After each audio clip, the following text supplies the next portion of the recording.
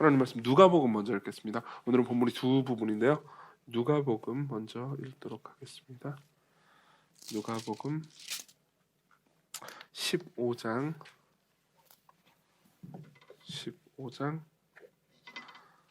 25절부터 32절.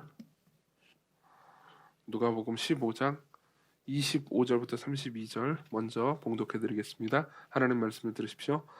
마다들은 밭에 있다가 돌아와 집에 가까이 왔을 때 풍악과 춤추는 소리를 듣고 한 종을 불러 이 무슨 일인가 물은데 대답하되 당신의 동생이 돌아왔음에 당신의 아버지가 건강한 그를 다시 맞아들이게 됨으로 인하여 살찐 송아지를 잡았나이다 하니 그가 노하여 들어가고자 하지 아니하거늘 아버지가 나와서 권한대 아버지께 대답하여 이르되 내가 여러 해 아버지를 섬겨 명을 어김이 없거늘 내게는 염소 새끼라도 주어 나와 내 벗으로 즐기게 하신 일이 없더니 아버지의 살림을 창녀들과 함께 삼켜버린 이 아들이 돌아오매 이를 위하여 살진 송아지를 잡으셨나이다. 아버지가 이르되 예 너는 항상 나와 함께 있으니 내 것이 다 네 것이로되 이 네 동생은 죽었다가 살아났으며 내가 잃었다가 얻었기로 우리가 즐거워하고 기뻐하는 것이 마땅하다 하니라. 아멘. 그리고 요나서 4장입니다. 요나서 4장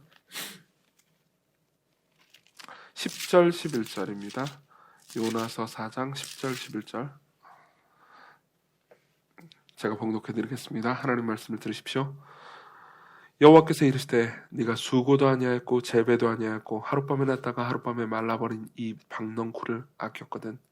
하물며 이 큰 성읍 니느웨에는 좌우를 분별하지 못하는 자가 12만 명이요 가축도 많이 있나니 내가 어찌 아끼지 아니하겠느냐 하시니라.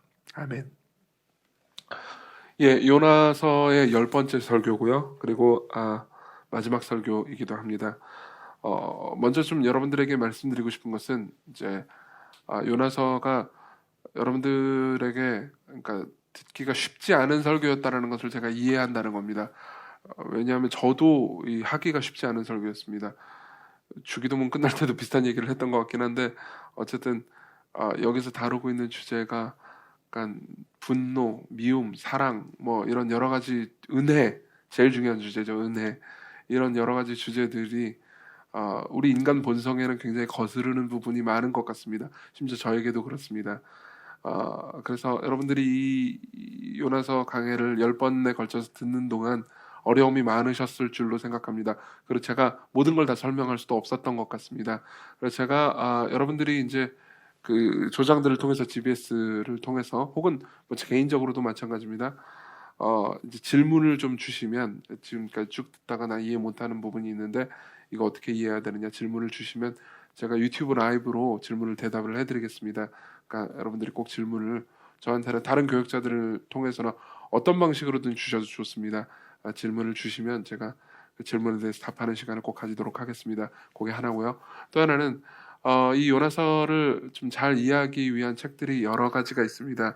제가 그 책들을 몇 권을 오늘 중으로 추천을 해드리겠습니다. 그 중에서 제가 이제 설교 시간에 한번 추천한 책이 있는데 방탕한 선지자라는 팀 켈러 목사님이 쓰신 책입니다. 청년 하나가 이 책을 가지고 책 모임을 한대요. 책 모임 시작한대요.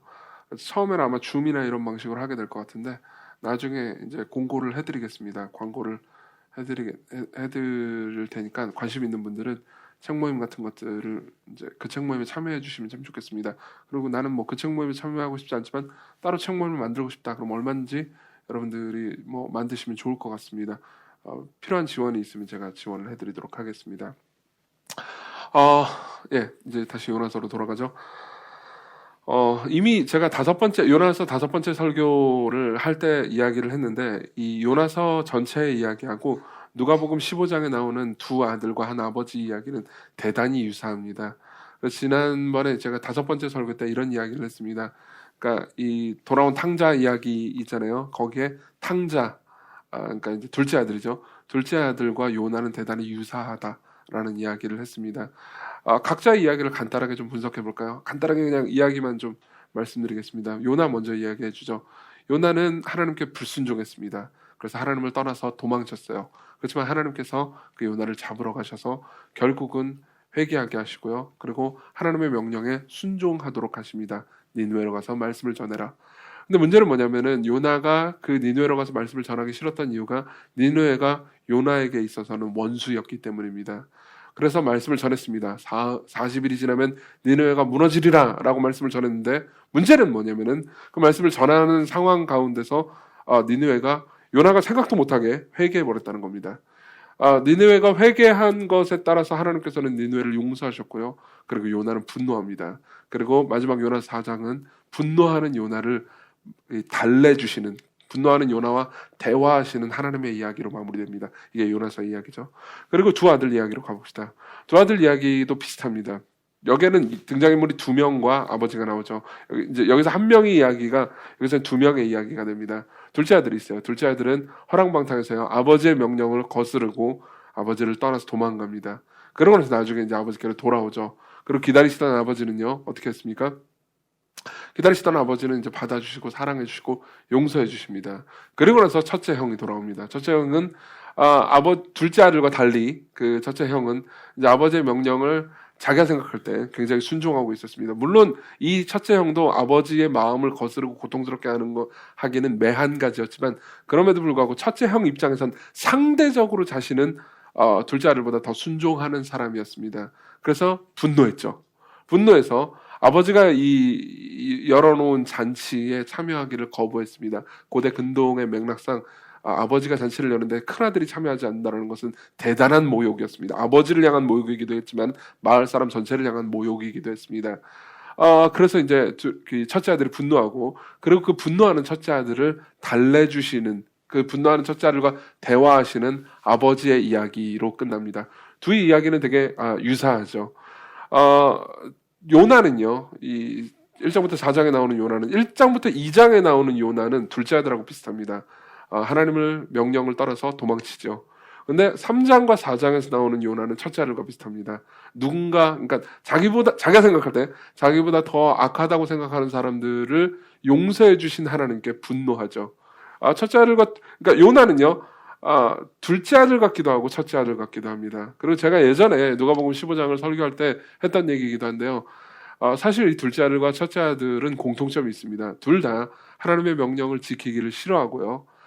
둘째 아들은 하나님의 명령을 지키기가 싫어서 도망갔고, 첫째 아들은 하나님의 명령을 억지로 지키고 있었습니다. 둘 다 탕자라는 점에서는 똑같죠. 그리고 마찬가지로 요나도 그렇습니다. 1, 2장에서의 요나나 3, 4장에서의 요나나 하나님 아버지의 마음을 속썩이는 것은 매한 가지죠. 그렇기 때문에 이 요나의 스토리는 이 두 개의 스토리는 굉장히 유사합니다. 그리고 이 두 개의 스토리가 유사하다라는 그 배경 지식을 바탕으로 해서 여러분들에게 제가 말씀드리고 싶은 거는 이 둘의 공통점, 분노가 어떻게 이루어졌는지, 그리고 두 번째로는 그러한 분노하는 이 둘에게, 요나와 형이요, 이 둘에게 하나님은 어떻게 말씀하시는지, 기뻐하라는 말씀을 하십니다. 그 얘기를 할 거고요. 그리고 마지막으로는 이제 요나가 이걸 받아들일 때, 요나 이제 이 이야기의 끝은 양 이야기 전부 다 똑같습니다. 양 이야기 전부 다 질문으로 끝나버려요. 이게 큰 형이 어떻게 반응했는지가 나오지 않습니다. 그리고 요나서 4장에서도 요나가 어떻게 반응했는지 나오지 않습니다. 근데 요나가 어떻게 반응했는지 짐작은 우리가 능히 할 수 있거든요. 이 두 아들 이야기와 달리 요나는 어떻게 반응했는지 우리가 짐작할 수 있습니다. 이건 요나를 누가 썼는지, 요나서라는 책을 누가 썼는지 하고도 연관이 되어 있습니다. 그래서 이 부분을 보면서 그러니까 아버지께서 원하시는 마음, 그러니까 나와 같이 이 죄인들이 회개한 것을 가지고 기뻐하자라는 마음을 우리가 함께 누릴 수 있는지, 어떻게 우리가 하나님과 함께 기뻐할 수 있는지에 대해서 이야기를 할 겁니다. 그래서 첫 번째로는요, 요나와 형 둘 다의 공통적인 감정인 분노에 대해서 이야기하고요. 두 번째로는 하나님의 호소에 대해서 이야기할 겁니다. 같이 기뻐하자. 그리고 세 번째로는 그 기쁨을 어떻게 가질 수 있는지에 대해서 요나 자신에 대해서 분석을 하면서 마칠 겁니다. 그래서 어떻게 요나가 자기를 비웃을 수 있는지에 대해서 이야기를 해보죠. 그리고 마지막으로 이 모든 것을 가능하게 하는 복음의 의미가 어떤 것인지 말씀드리겠습니다. 첫 번째 이야기부터 해보죠. 먼저 둘의 공통점부터 이야기합시다. 형과 요나는 어떤 공통점을 가지고 있습니까? 간단합니다. 왜 저들을 벌하지 않았습니까? 라고 말하는 거죠. 이 둘 다 읽어드리겠습니다. 누가복음 15장 28절부터 제가 읽어드릴게요. 형의 말입니다. 그가, 형이요, 노하여 분노했습니다. 들어가고자 하지 아니하거늘 잔치를 안 들어가고 싶어요. 아버지가 나와서 권합니다. 아버지가 나와서 이게 부탁하는 거예요. 애걸하고 있는 겁니다. 그러니까 아버지께 대답하여 이르되 형이 말합니다. 내가 여러 해 아버지를 섬겨 명령을 어기me었거늘 내게는 염소 새끼라도 주어 나와 내 벗으로 즐기게 하신 일이 없더니 아버지의 삶을 창렬과 함께 삼켜버린 이 아들이 돌아오매 이를 위하여 살찐 송아지를 잡으셨나이다. 내용을 요약해서 간단하게 얘기하면 이렇습니다. 나는 순종했는데 왜 나한테는 잘해주지 않고 저 사람은 불순종했는데 왜 하나님께서 저 사람한테 잘해줍니까? 이렇게 말하는 거예요. 요나 이야기로 돌아가 볼까요? 요나는 이렇게 말합니다. 요나의 분노를 볼 수 있는 것은 요나서 4장 1절부터 3절인데요. 읽어드릴게요. 요나가 매우 싫어하고 성내며 니느웨를 용서하신 하나님을요 보면서 매우 싫어하고 성내며 여호와께 기도하여 이르되 여호와여 내가 고국에 있을 때 이러하겠다고 말씀하지 아니하였나이까? 그러므로 내가 빨리 다시스로 도망하였사오니 주께서는 은혜로우시며 자비로우시며 노하기를 더디하시며 인애가 크시사 뜻을 돌이켜 재앙을 내리지 아니하시는 하나님이신 줄을 내가 알았음이니이다. 여호와여 원하건대 이제 내 생명을 거두어 가소서. 사는 것보다 죽는 것이 내게 나음이니이다 하니. 둘 다 공통점이 있습니다. 왜 저들을 벌하지 않았습니까? 라고 묻는 거죠. 그리고 그 이면에는요. 왜 저들을 벌하지 않았습니까? 라는 분노 이면에는 그러니까 하나님의 성품 중에 하나의 놀란 마음이 있습니다. 하나님의 성품을 자기가 그냥 상상하던 자기가 만든 하나님이 아니고 진짜 하나님을 만났을 때 놀랬던 장면이 있습니다. 여러분 이 몇 주 전에 김영익 목사님 설교를 여러분들이 들으셨을 때 아마 그런 부분에 대해서 생각하셨을 겁니다. 김영익 목사님 설교를 통해서 우리가 배웠던 건 이겁니다. 많은 사람들이 진짜 하나님의 이런 측면들을 볼 때 놀라요. 하나님이라는 분이 우리가 생각하는 대로 조종할 수 있는 분이 아니라는 것, 그분이 그분의 뜻대로 하실 자유가 있으시다라는 것을 인간이 처음 직면하잖아요. 그럼 굉장히 놀랍니다. 예를 들면 예정교리 같은 것들을 배울 때 굉장히 놀라죠. 내가 알던 하나님이 아니었구나. 그러면서 때로 하나님께 분노하기도 합니다. 한편으로 그렇지만 또 다른 한편으로 사람들이 언제 놀라냐면요. 하나님이 우리가 상상한 것보다 사랑이 많으시다라는 것을 알게 될 때 놀랍니다. 우리는 보통 하나님이 사랑이 많으시다라는 것에 놀랄 이유가 뭐가 있어요? 무조건 좋은 거지. 보통 대부분 이렇게 생각해요. 그리고 보통 대부분의 사람들은 하나님이 나를 사랑하신다라는 것에 대해서 이의를 달지 않습니다. 그리고 나를 사랑하신다라고 생각할 때는요. 잘 들어보십시오. 내가 그렇게까지 나쁜 놈이라고 생각하지 않기 때문에 하나님이 나를 사랑하시는 데는 그렇게 큰 힘이 필요하다고 생각하지 않습니다. 그리고 하나님이 나를 사랑할 때는 물론 이제 미사역으로는 말로는요. 하나님 나를 사랑하시는 건 놀라운 사랑, 아름다운 사랑 막 그러면서 노래도 부르고 찬양도 부르고 해요. 그렇지만 언제 하나님의 사랑을 내가 잘 모르다는 게 들통나냐면요. 하나님이 내가 생각할 때 나보다 훨씬 더 나쁜 놈도 사랑하신다라는 것을 알게 될 때 들통나게 됩니다. 뭐죠? 저놈은 사랑하면 안 돼요. 네. 저는 정말 나쁜 놈이에요. 형 입장에서는 둘째 아들이었고요. 요나 입장에서는 니느웨 사람들이죠. 그리고 여러분들의 입장에서는 누굽니까? 누군가가 있을 겁니다. 하나님께서 누군가를 사랑하신다고 저런 사람들도 사랑하신다고 했을 때요. 우리는 그때 들통이 납니다. 내가 하나님의 사랑을 모르고 있었다는 걸. 이해되십니까? 우리 마음 가운데 가장 깊은 것은요. 그러니까 이 두 이야기 전부 다 하나님의 사랑이 우리가 상상한 것보다 크다라는 것을 말해주는 거예요. 그리고 모든 사람들이 여기에 당황합니다. 우리 둘 다요. 요나하고 큰형 그리고 우리 대부분이요. 둘 다 마음속 깊은 곳에서는요. 물론 죄도 좀 짓고 나쁜 짓도 조금 하긴 하지만 대충 착한 사람들은 하나님이 용서해 주시고 사랑해 주셔야 마땅하지만 내가 생각할 때 나보다 더 나쁜 놈들 그리고 그 중에서 나한테 좀 피해를 끼친 사람들 있잖아요. 혹은 나한테 굳이 피해를 끼치지 않다 하더라도 도덕적으로 생각할 때 내가 더 우월하다고 생각하는 누군가들 있잖아요. 그런 사람들은 나보다 덜 사랑해주거나 저런 사람들은 사랑해주지 않아야 된다고 생각하는 마음이 있습니다. 다시 말하면 하나님의 사랑을 제한하는 거죠. 하나님의 사랑이 너무 크면 곤란합니다. 딱 나를 조건 없이 사랑하고 받아줄 만큼만 크면 좋은 거예요. 무슨 말인지 이해되십니까? 이 안에는요. 어떤 마음이 숨겨져 있냐면 그런 나는 괜찮다라는 생각이 숨겨져 있습니다. 그리고 이게 독소가 됩니다. 이게 왜 우리 영혼을 해치는 독소가 될까요? 왜냐하면 우리가 이런 마음을 계속해서 가지고 있는 한 우리는 누군가를 차별하고 비난하고 미워할 것이기 때문입니다. 제 얘기를 좀 해드리죠. 여러분 이제 제가 앞에서 설교를 하는 사람이니까 보통 좋은 말들을 하지만 실제로 삶을 살아갈 때는 제 마음에도 얼마나 이런 것들이 잘 돌아가는지 모릅니다. 좀 약간 과거의 이야기를 해드리겠습니다. 저한테는 이런 경험들이 그러니까 하나님의 굉장히 큰 도전들이었으니까요. 실제로 들어보면 별것도 아닌 경험이기도 하지만 저한테는 큰 경험이었습니다. 저는 이제 우리 교회가 청년들이 많잖아요. 그러니까 아무래도 우리 교회는 젊은 사람들이 많고요. 그리고 왜 우리 교회가 젊은 사람들이 많은지에 대해서는 아직도 사실 전 잘 모르겠습니다. 그냥 유일한 답 하나가, 제가 지금까지 알고 있는 답 하나가, 그래 내가 젊으니까 나보다 더 나이 많은 사람이 오기 부담스러운 게 아닐까 정도인데, 어쨌든 뭐 알아가면 좋겠죠. 그러다 보니까 이제 우리 교회 젊은 사람들이 많다라는 거를 이제 다른 외부의 이제 분들도, 뭐 저 지난주에 오셨던 신원아 원장님 같은 분들도 아시니까, 이제 뭐 젊은 청년 사역자 뭐 이런 거 할 때 불러요. 그래 불러서 니들 교회는 왜 청년들이 많으냐를 분석해서 우리한테 내놔라라는 그런 이제 세미나 같은데 강사 뭐 하여튼 그런 걸 해요. 그럼 이제 끌려갑니다. 근데요, 사실 솔직히 말씀드리면요, 저는 이제 시각교회를 세우고 나서 나는 젊은이 사역을 해야지 이런 생각을 한 적이 한 번도 없었습니다. 그냥 아무 생각이 없었어요.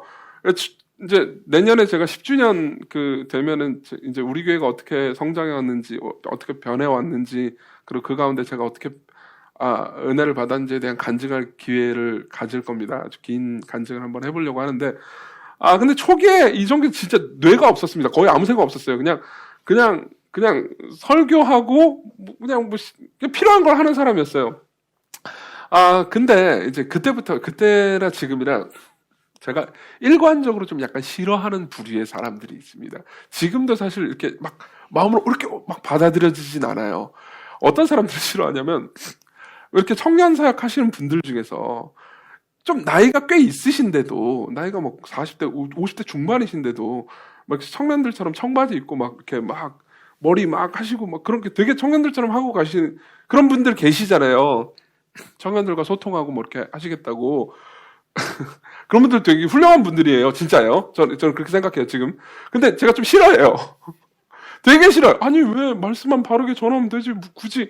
물론 넥타이 안 매는 건 이해합니다. 왜냐면 저 목이 쫄려요. 지난주 힘들었어요. 그렇지만 넥타이 안 매는 건 이해하지만, 뭐 굳이 그렇게 하고 그냥 나이에 맞게 입고 다니라고 라는 생각이 있어요. 물론 이 심정의 가장 깊은 가장 더 밑에 있는 기저에는 제가 그렇게 청바지를 입어도 안 이쁘다라는 것을 제가 안다라는 게 있습니다. 그러니까 저는 이제 제가 입어봐가지고 이쁘면 좀 제가 멋있게 보이면은 입겠죠. 근데 뭘 어떻게 해도 뭐 수박에 호박이 아니고 수박이 아니죠. 호박에 뭐 줄을 긋든 그림을 그려도 뭘 해도 안 이쁘니까 그런 거죠. 이제 그런 마음이 한편 있는 거죠. 근데 또 다른 한편으로는 무슨 청년 사역을 한다고 저렇게 요란하게 하고 다녀? 이런 이제 마음이 있는 거예요. 그래서 막 되게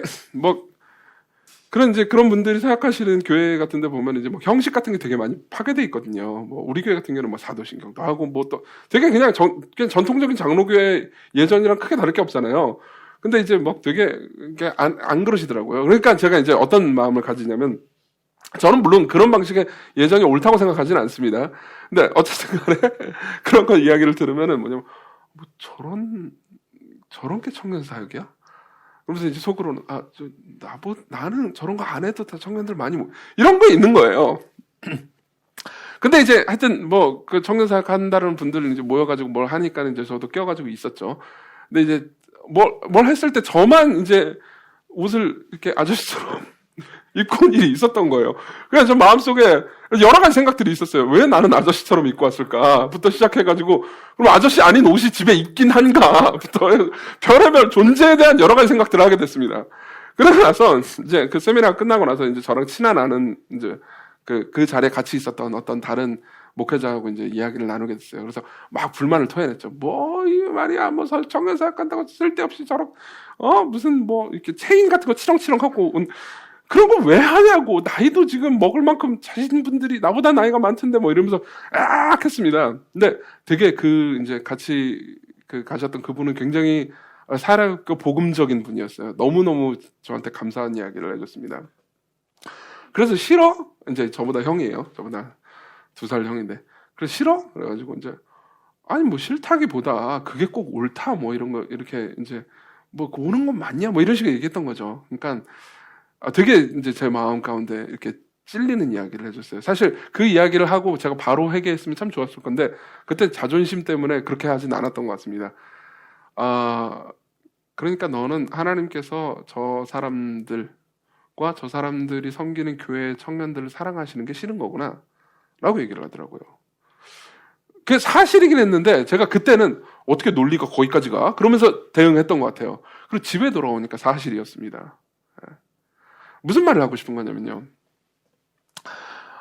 제 마음속 가장 깊은 곳에는요, 제가 지금 가지고 있는 것이 은혜라고 생각하지 않았던 마음이 있었던 겁니다. 내가 지금 가지고 있는 것이 은혜라고 생각하지 않았던 거예요. 내가 받을 만해서 가지고 있던 거라고 생각한 겁니다. 내가 하나님께 사랑받는다면, 물론 내가 죄인이죠. 우리 기독교인들은요, 내가 죄인이라는 말은 미사여구처럼 달고 다닙니다. 그렇게 감히 그렇게 말하지 않는 사람은 없어요. 특히 개신교도들이라면요. 우리는 전적으로 타락했다고 말합니다. 저는 칼빈주의자고요. 칼빈주의 교리에 따라서 인간은 전적으로 타락했다고 믿습니다. 그렇지만 마음속 가장 깊은 곳에는요, 나는 다른 사람들보다는 덜 전적으로 타락했다고 믿는 마음이 있는 거죠. 이게 분노를 이야기한 겁니다. 이 둘도 마찬가지고요. 보수적인 기독교인들은요, 음주나 성적인 죄나 이혼이나 교리적 일탈을 깔보고 비난합니다. 그러면서 구조적인 악이나 사회적인 거대악을 조장하거나 그런 일들을 하는 것에 대해서는 관대합니다. 반대로 진보적인 기독교인들은요, 구조적인 악에 둔감한 거나 불관용한 거나 혹은 약자들을 함부로 대하는 것을 비난합니다. 그러면서요, 개인적이고 도덕적이고 성적인 악에 대해서는 관대한 면이 있죠. 그럼 서로를 비난하는 면이 있습니다. 이 마음 가운데 가장 깊은 데는요, 그래도 자기는 괜찮다라고 생각하는 의식이 있습니다. 나도 죄인이지만 나는 그래서 다른 사람보단 덜 죄인이야. 그게 맞을지도 모릅니다. 그게 맞을지도 모릅니다. 성경은 죄의 일종의 경중을 인정합니다. 예를 들면 어떤 죄는 어떤 죄보다 더 악하다라는 것을 인정합니다. 하지만 누군가의 죄든 간에 그 죄는요, 우리를 지옥으로 보내기 충분한 죄이기도 하고요, 하나님의 아들이 죽음으로 말미암아서 속죄해야만 하나님께 받아들여질 만큼 악한 죄이기도 합니다. 어쨌든 간에 둘 다 분노했던 가장 큰 원인은 이거였습니다. 그래도 자기는 좀 더 낫다라고 생각하는 것. 다시 말하면 둘 다 이렇습니다. 둘 다가 하나님을 사랑하지 못하게 하는, 둘 다가 하나님을 받아들이지 못하게 하는 가장 큰 원인은요, 뜻밖에도 그들의 죄가 아닙니다. 그들의 알량한 선행이죠. 여러분, 이건 굉장히 놀라운 지점입니다. 이거는요, 그러니까 기독교 외에 어떤 종교에서도 말하지 않는 부분입니다. 여러분들의 삶에서요, 물론 여러분들이 여러분들이 저지른 죄 때문에 하나님과의 관계가 막히고 하나님과의 교제가 끊어지는 경우도 있을 겁니다. 그렇지만 대다수는요, 실제로 내가 행한 알량한 선행 때문에 하나님과의 관계가 막히는 경우가 있습니다. 왜냐하면 알량한 선행 이면에 제일 잘 숨는 죄는요, 보통 교만이거든요. 정말 많은 사람들이 내가 죄인이라는 것, 내가 그래도 그러니까 하나님께 버림받고 예수 그리스도의 십자가로만 용서받을 수 있을 정도로 악한 죄인이라는 것에 대해서 교리적으로는 인정합니다. 그렇지만 마음속 깊은 곳에서요, 그래도 내가 하나님께 무언가를 했는데 하나님께서는 나를 이 정도로 나를 내버려 두시면 안 되는 거 아니야? 라는 마음이 숨어 있습니다. 이때 하나님과 나와의 관계를 가로막는 가장 큰 문제는 뭐죠? 내가 생각할 때 내가 괜찮다라는, 내가 행한 알량한 선행들입니다. 많은 사람들이 시험에 드는 가장 큰 이유는요, 자신이 저지른 죄 때문이 아닙니다. 많은 사람들이 시험에 드는 가장 큰 이유는요, 자신이 행한 내가 냈던 헌금, 내가 교회에서 했던 봉사, 혹은 내가 다른 이웃에게 했던 이 알량한 선행, 그리고 내가 좀 더 잘 알고 있다고 생각하는 교리적 지식, 그죠? 이런 것들이에요. 이게 하나님과 우리와의 관계를 막습니다.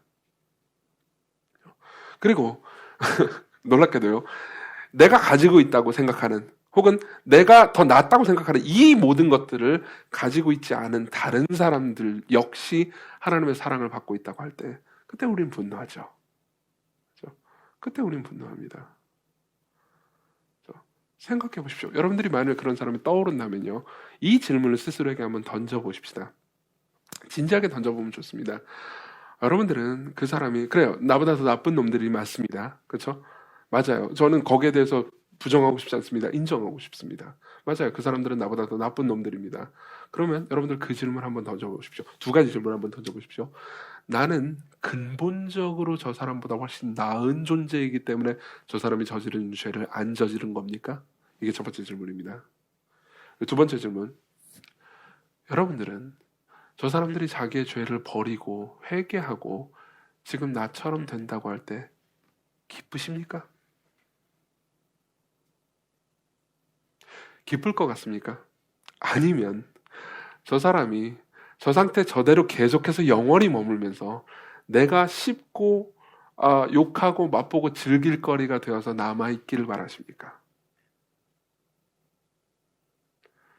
여러분들이 정직하다면 이 두 가지 질문들 앞에서 스스로가 어떤 존재인지 볼 수 있을 겁니다. 그리고 이 두 가지 질문 앞에서요, 내가 하나님을 어떻게 오해하고 있는지를 생각할 수 있을 겁니다. 하나님의 사랑은 너무나 큽니다. 이게 문제예요. 두 번째로 넘어가죠.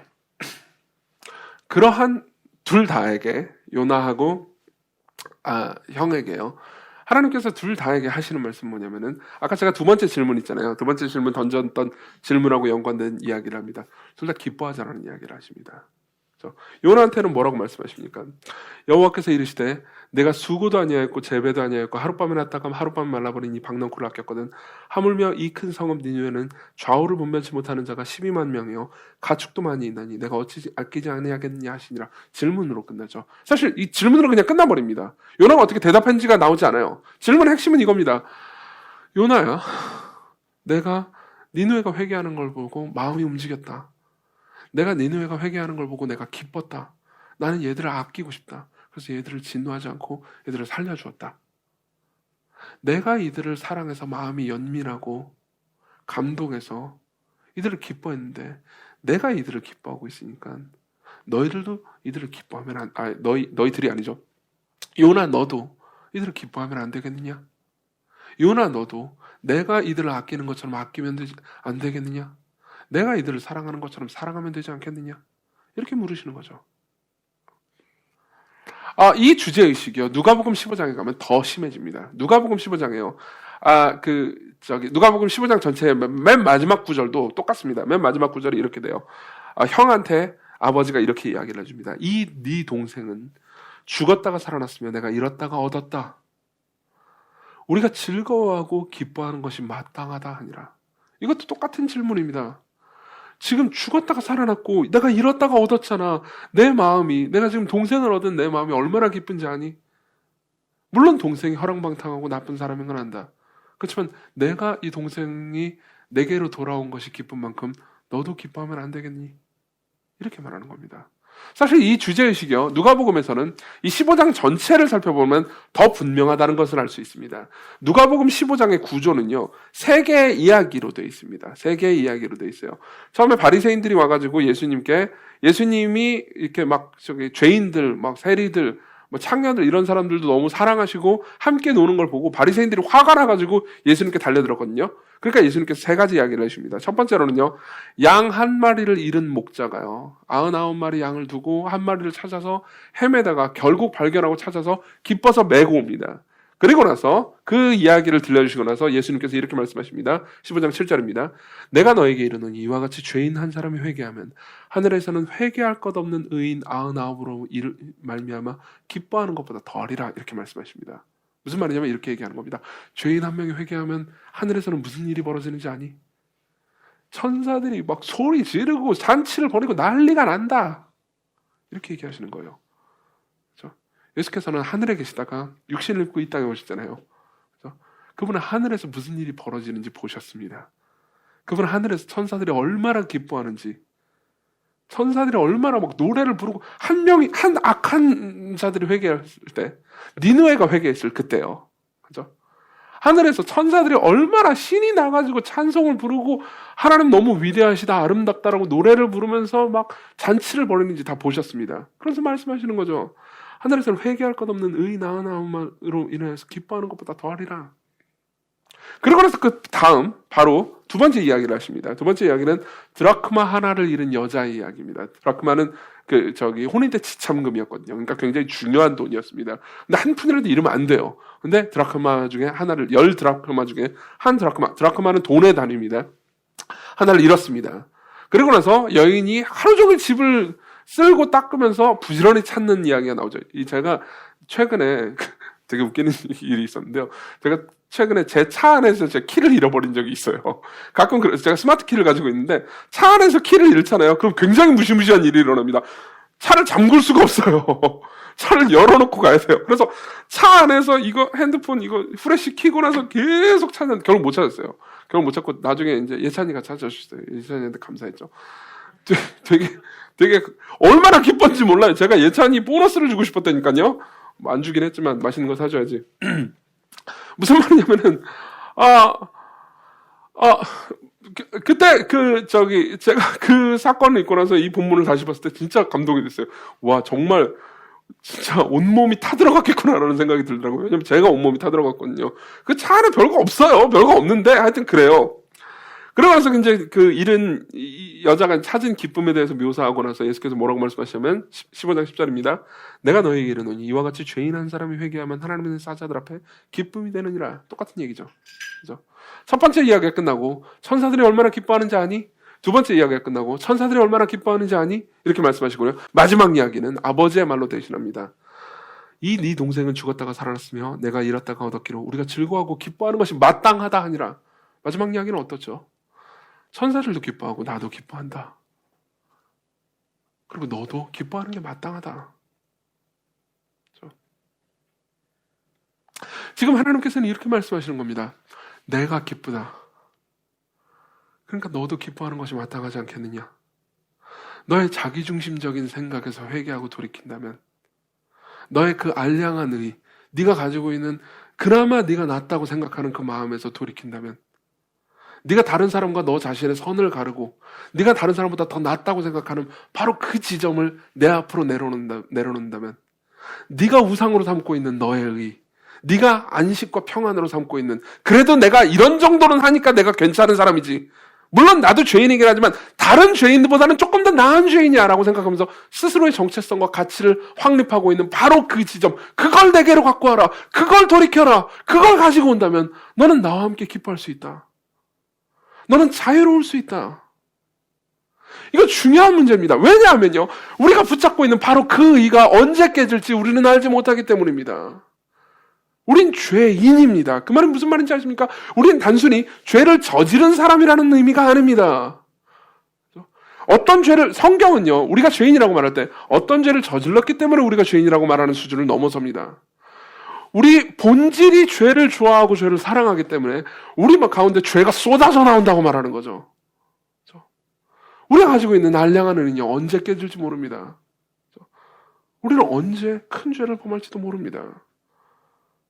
우리는 언제 우리 자신의 정체성과 가치가 무너져 버릴지 모릅니다.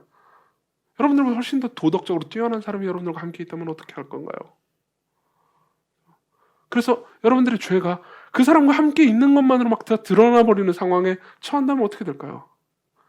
여러분들은 그 사람을 도덕주의자라고 비난할지도 모릅니다. 대체로 우리가 내가 생각할 때 나보다 도덕적으로 하위에 있다고 생각하는 사람은 도덕적으로 비난을 하고요. 그리고 내가 생각할 때 나보다 도덕적으로 상위에 있다고 생각하는 사람은 율법주의자라고 비난하기 마련이거든요. 모든 기준이 나옵니다. 핵심은 이거죠. 이게 바로 교만이라고 부르는 죄입니다.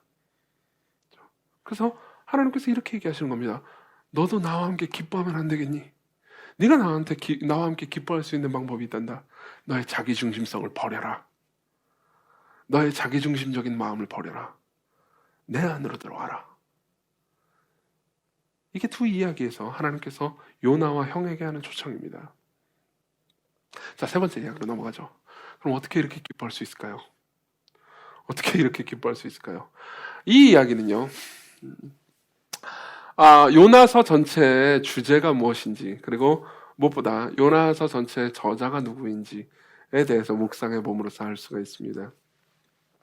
그런 기쁜 마음을 어떻게 가질 수 있을까요? 우린 요나서의 저자가 누구인지 제가 이제 설교하면서 몇 번 이야기했지만 요나서라고 말씀을 드렸습니다. 근데 사실 제가 생각할 때는 물론 당연히 이 생각을 지지하는 학자들이 엄청나게 많습니다. 보통 이제 보수적이고 개혁주의적으로 성경을 연구하는 학자들은 다 똑같이 얘기할 겁니다.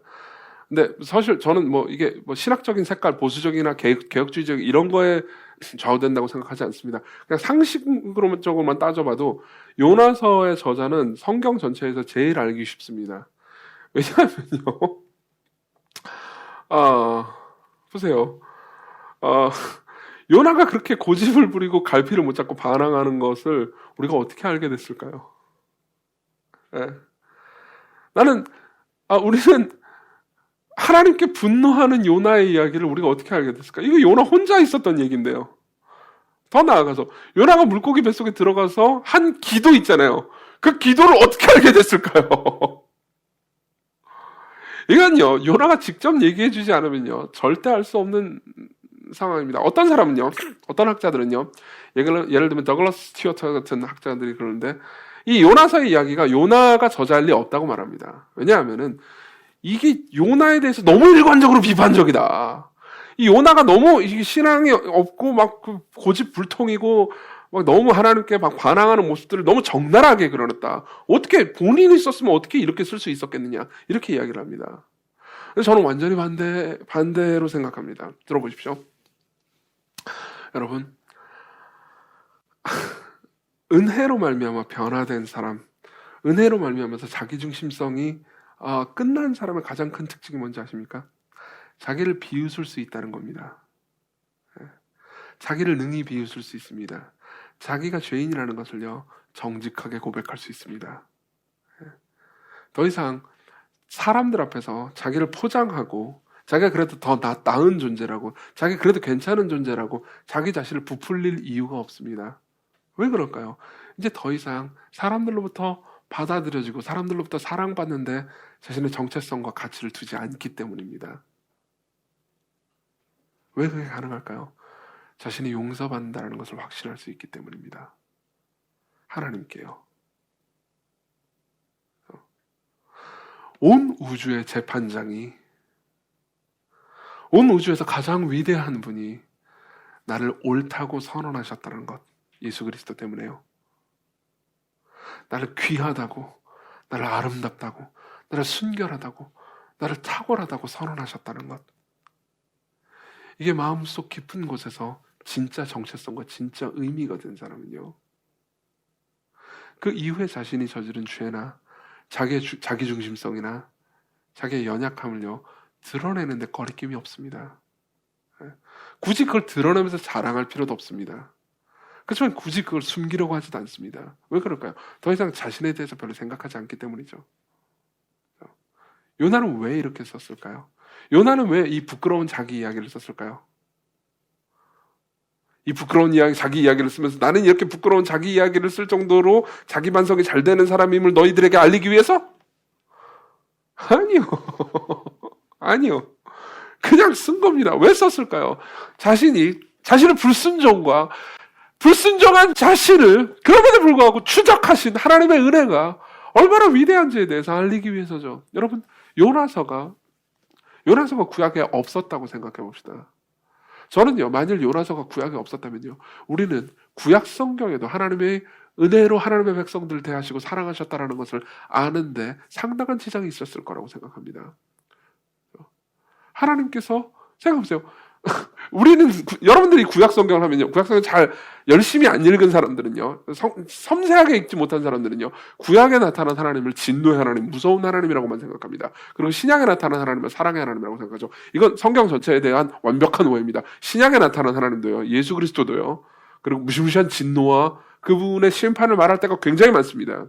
구약에 나타난 하나님도요, 도무지 이해할 수 없을 정도의 사랑을 드러내는 하나님이 나오죠. 여러분 들어보십시오. 자, 요나가 선교사로 나왔습니다. 요나가 말씀을 전했습니다.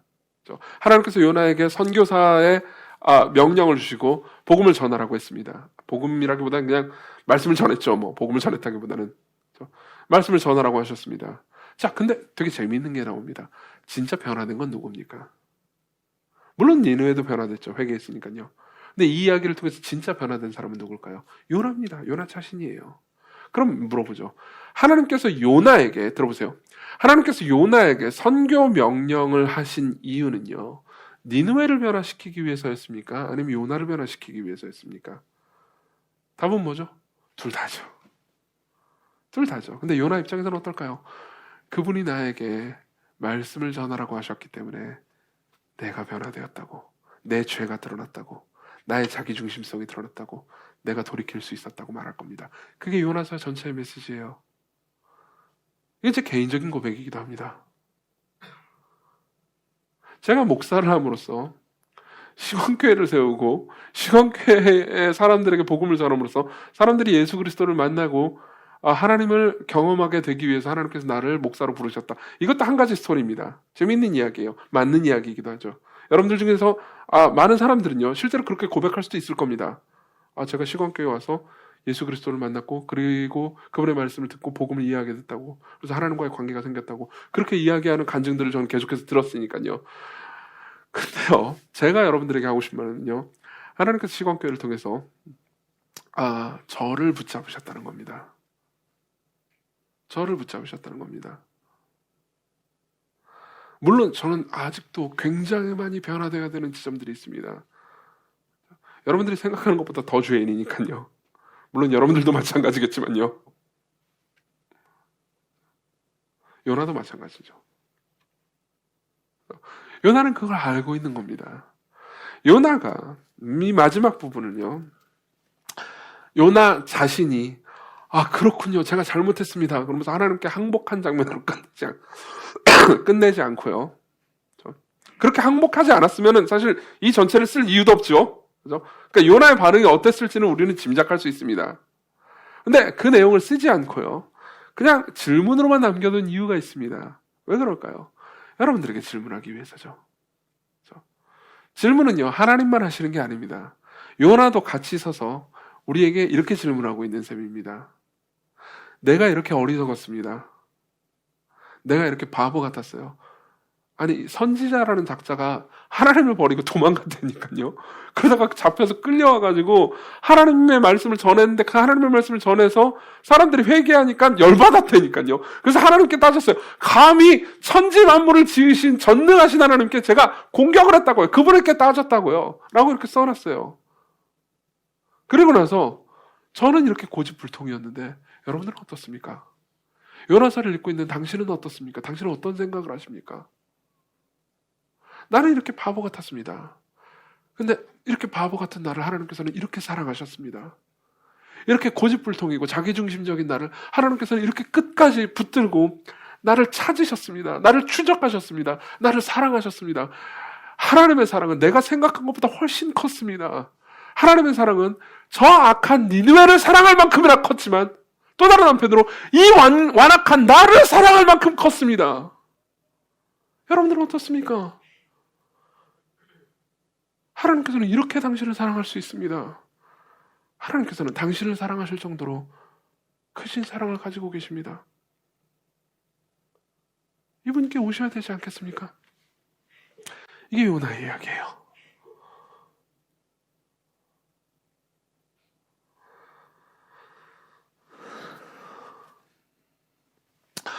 여러분들이 이 이야기를 마음으로 받아들일 때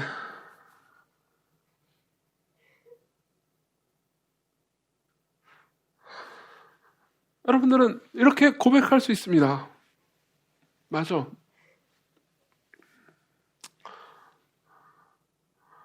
어떤 사람들보다 내가 더 나아 보이는 것도 사실일 수 있고, 그리고 저 사람들이 저지른 죄를 내가 안 저지른 것도 사실이야. 그렇지만 나 역시 하나님을 분노케 하고 슬프시게 하고, 그리고 내 안에도 교만과 자기중심성이 꽉 차 있는 나도 죄인일 뿐이잖아. 자기 연민에 사로잡혀서 타인을 정죄하고 비난하는 걸 정당화했던 죄인일 뿐이잖아. 그렇지만 나도 용서받았으니 하나님께서 나를 사랑하시는 것을 기뻐하자. 그리고 그분의 자유로 사람들을 사랑하시는 것을 기뻐하자. 우리 모두는 은혜가 필요해. 나는 누구도 정죄할 자격이 없어.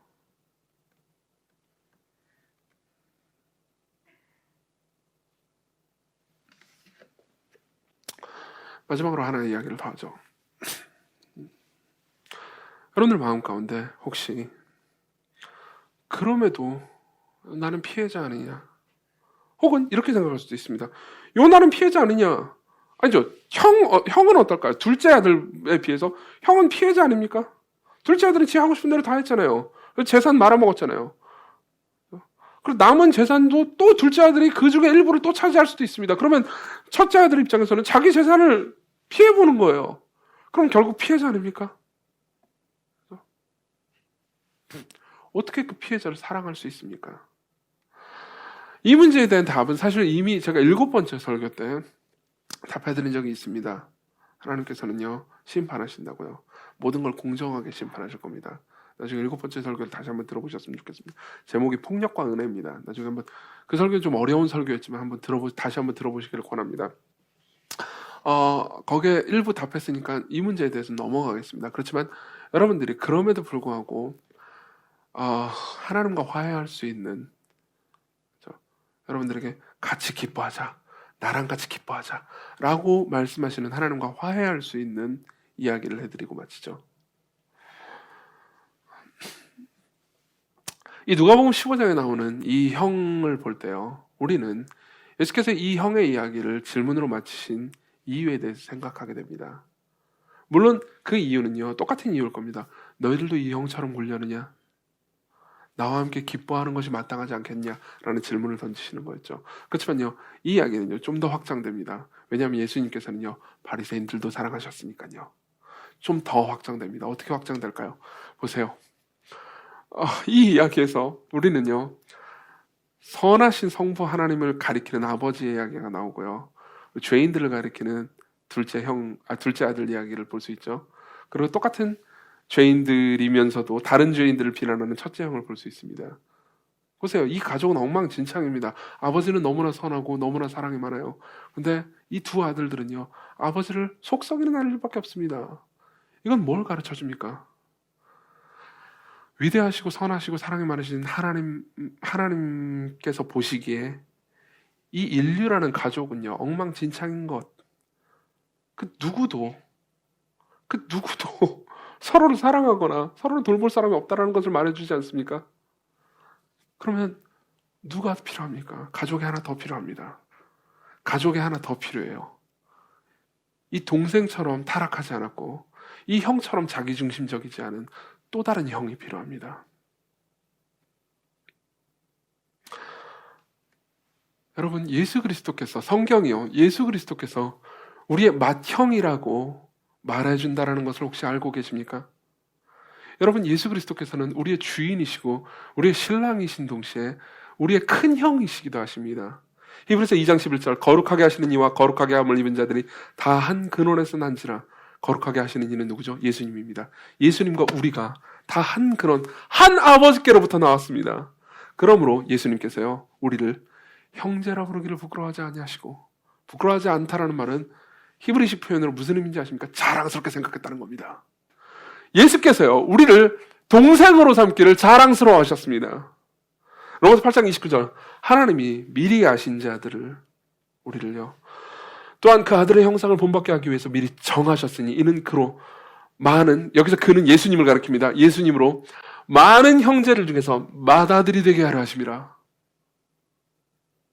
여러분, 성부 하나님께서 우리를 향해서 한 형제를 보내셨습니다. 우리를 향해서 진정한 큰 형을 보내셨어요. 그리고 그 진정한 큰 형은요, 기꺼이 피해자가 되셨습니다. 모든 동생들이 저지른 모든 죄를 그분이 다 가지시고, 모든 동생들이 아주 사악한 짓을 저지른 사람들과, 그리고 자기중심적이고 교만에 사로잡힌 사람들 모두를 용서하시기 위해서 자기 백성들 모두의 죄를 그분이 가져가시고 그분이 피해자가 되셨습니다. 그분이 궁극적인 피해자가 되셨습니다. 그분은 잘못한 것이 아무것도 없는데도 불구하고 온 세상으로부터 버림받으셨습니다. 그분이 진정한 피해자가 되셨습니다. 그 말은 이걸 의미합니다. 여러분들이 피해자라면, 여러분들이 피해자이기 때문에 고통스러워한다면, 여러분들이 피해자이기 때문에 자기 연민과 정죄와 그리고 상처와 정서적 불안에 휩싸이고 있다면 그 모든 것을 아시는 분이 예수 그리스도시라는 겁니다. 그분은 피해자셨습니다. 여러분들이 여러분들이 당한 고통 때문에 수치스러웠습니까? 그분도 십자가에서 발가벗김을 당하면서 수치를 당하셨습니다. 여러분들이 억울하셨습니까? 그분도 억울하셨습니다. 여러분들이 버림받았습니까? 그분도 버림받았습니다. 그분은 결국 부모에게도 버림받으셨습니다. 마리아뿐만 아니고요, 성부 하나님께로부터요. 제가 지난주에 C.S. 루이스의 책을 읽다가 내가 왜 이 구절을 발견 못했지? 라고 생각할 만큼 되게 은혜로운 구절을 한 부분 발견했습니다. 여러분, 이 부분을 여러분들이 읽는다면 여러분들도 아마 여러분 같은 은혜를 받았으면 좋겠습니다. 루이스는요, 겟세마네 동산에서의 예수님의 기도를 쭉 설명하다 이런 이야기를 합니다. 그리스도께서는 먼저 고뇌의 기도를 드리셨네. 그 기도는 받아들여지지 않았지. 그 다음 주님은 친구들을 바라보셨네. 그들은 잠들어 있었네. 맞죠? 그 다음 주님은 교회를 바라보셨네. 예루살렘에 있는 구약교회요. 그런데 주님이 만드신 바로 그 교회가 주님에게 유죄 판결을 내리셨지. 맞죠? 그렇죠? 예수 그리스도께 유죄 판결을 내렸던 사람들은 누굽니까? 대제사장들입니다.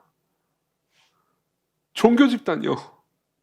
주님 만드신 그 교회요. 주님 만드신 그 교회가 예수 그리스도를 정죄했습니다. 요즘도 흔히 일어나는 일들 중 하나죠. 주님은 또 다른 가능성을 보셨네. 국가였지. 이 경우에는 로마 제국이야. 로마 제국은 하나님의 정의를 대변한다는 거창한 주장을 내걸지는 않았지만 그렇기 때문에 적어도 편협한 열광에는 빠지지 않았거든. 요즘은요, 가끔 그래도 교회보다 국가가 좀 더 나아 보일 때가 있을 때가 있죠. 그렇죠? 로마도 아마 그랬던 것 같습니다.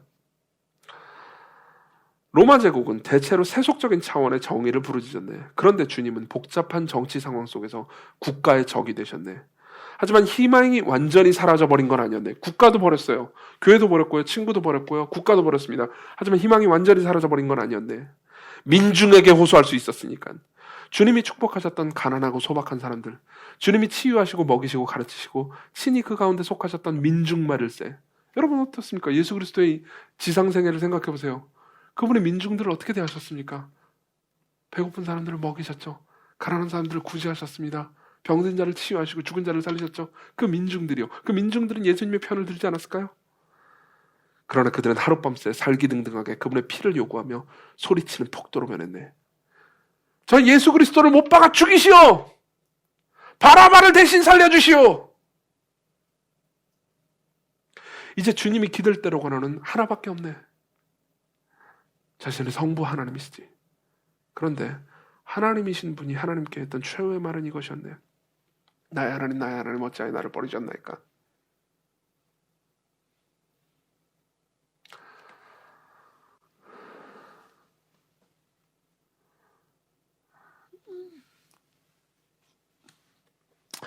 그분이 여러분들을 위해서 최후의 피해자가 되심으로써 여러분들이 지금까지 살면서 겪었던 모든 피해를 마지막 날에, 그리고 여러분들이 남은 삶을 살아가면서요, 보상당하게 하십니다. 여러분들이 받지 못했던 사랑을 그리스도 안에서 받을 수 있게 하시고, 여러분들이 가지지 못했던 그것을 천국에서 여러분들이 상상한 것보다 훨씬 더 위대한 방식으로 가지게 하십니다. 여러분들이 가족이 없습니까? 여러분들은 지상에서 교회를 가족으로 얻을 거고요. 불완전하지만 마지막 날에 여러분들은 영원한 가족을 얻게 될 겁니다. 그리고 그 영원한 가족의 맏형이 예수 그리스도시고, 아버지가 우리의 영원한 사랑이 넘치는 아버지일 겁니다. 그리고 그 가운데 우리의 사랑을 성령 하나님께서 북돋우시고 축복하실 겁니다. 그리스도께로 오십시오. 그분이 여러분들을 붙잡으실 수 있습니다. 그분이 여러분들을 치유하실 수 있습니다. 그분이 여러분들을 바꾸실 수 있습니다. 그분이 여러분들을 분노를 딛고 기뻐하실 수 있게 만드실 수 있습니다. 기도합시다.